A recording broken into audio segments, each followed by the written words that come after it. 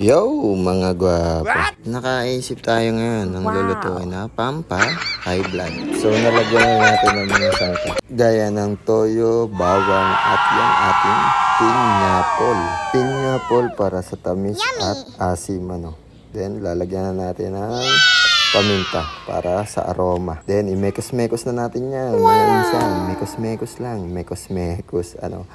Para manuot at sumiksik yung lasa ng ating mga ingredients, ano. Lagyan pa natin mas maganda, mas maraming paminta para mas mabango ang ating lulutuin.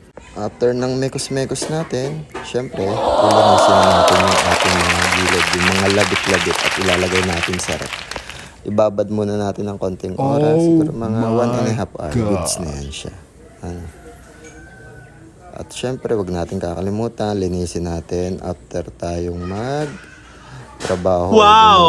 Ano, para safe at goods pa rin. So, hanggang dito na lang, mga gwapo. Ingat kayo palagi. God bless the outrated SO. Bye-bye!